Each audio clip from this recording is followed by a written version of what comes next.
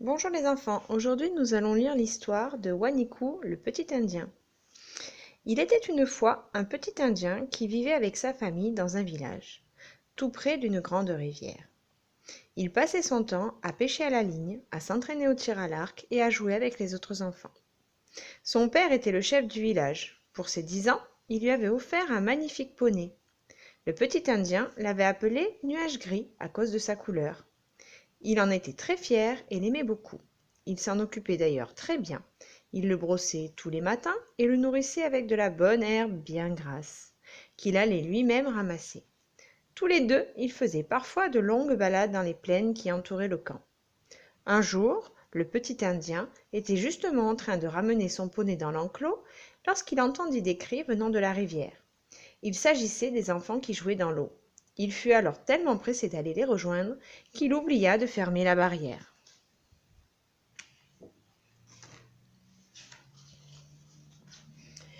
Le lendemain matin, le petit Indien voulut aller voir son poney pour lui donner à manger et à boire. Mais quelle ne fut pas sa déception lorsqu'il découvrit que l'enclos était vide. Il se mit aussitôt à la recherche de Nuage Gris et demanda à tous ses amis de l'aider. Les enfants fouillèrent tout le village et les alentours. Ils allèrent même jusqu'à la lisière de la forêt. Mais hélas, ils ne trouvèrent rien. Notre petit Indien était bien triste et regrettait son erreur. Il décida alors d'en parler à son père. Celui-ci fut très mécontent de son fils. Mais il accepta de l'aider car il voyait bien que le petit Indien avait beaucoup de peine. Il lui conseilla donc d'aller voir le vieux sorcier qui habitait dans un grand tipi à l'écart du village. Le petit Indien n'était pas très rassuré à l'idée d'aller voir ce vieil homme. Il n'avait jamais osé jusqu'alors s'aventurer près de son tipi. Il faut dire que le sorcier lui faisait un peu peur. Mais il pensait à son poney. Il prit donc son courage à 2 mains et entra. Il faisait sombre à l'intérieur et une atmosphère étrange y régnait. Il n'eut même pas le temps d'ouvrir la bouche que le vieil homme lui dit « Je sais pourquoi tu es là. Tu as fait une grave erreur et c'est à toi seul de la réparer. Ton poney se trouve au sommet d'une falaise. Pour y aller, tu dois descendre la grande rivière et traverser une forêt. Ensuite, tu devras affronter un animal féroce. Ce ne sera pas facile. Mais voici un collier de griffes d'ours et un bouclier magique. Ils te seront très utiles. »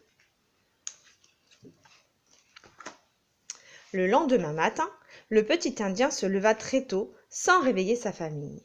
Il prit de la nourriture, prépara son arc, mit des flèches dans son carquois et partit à la recherche de son poney. Il monta dans son canoë et commença à descendre la rivière. Tout était calme et silencieux. L'eau était claire et l'on pouvait voir quelques poissons à la surface. Bientôt le petit Indien aperçut des arbres au loin. Il gagna alors la berge et abandonna son bateau sur l'herbe. Il pénétra dans la forêt. Elle était sombre et profonde. Il ne devait surtout pas s'y perdre. Mais comment faire? Il se souvint alors du collier que le sorcier lui avait donné et se servit des griffes d'ours pour faire des marques sur les arbres.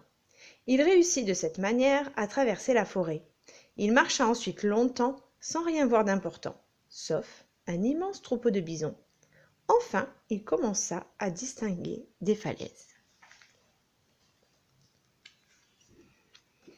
Lorsqu'il aperçut son poney en haut de la falaise, le petit Indien n'en crut pas ses yeux. Il se mit à courir jusqu'à la roche et commença à la gravir. Ce n'était pas facile, mais il en avait l'habitude car il s'amusait souvent avec ses petits camarades à grimper aux arbres. Il parvint bientôt près de son cher poney.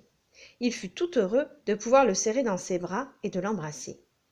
Mais soudain, il entendit un cri effroyable.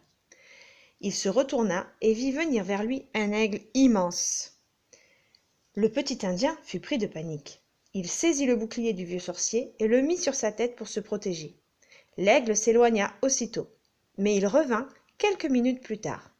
Cette fois-ci, le jeune garçon eut le temps de prendre son arc et une de ses flèches. Devant cette menace, l'oiseau effrayé fit demi-tour et disparut à jamais derrière la falaise.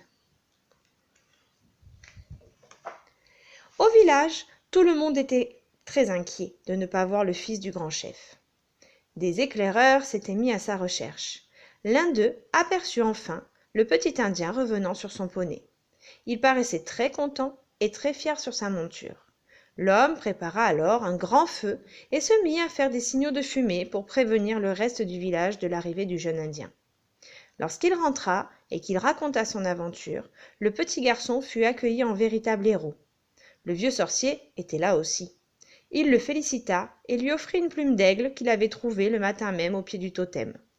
On baptisa alors le petit Indien du nom de Wanikou, ce qui signifie « celui qui a vaincu l'aigle ». Le soir, on fit une grande fête et on dansa autour du feu jusque tard dans la nuit. Wanikou promit à son père de ne plus jamais recommencer une telle erreur. Et l'histoire est terminée. Au revoir.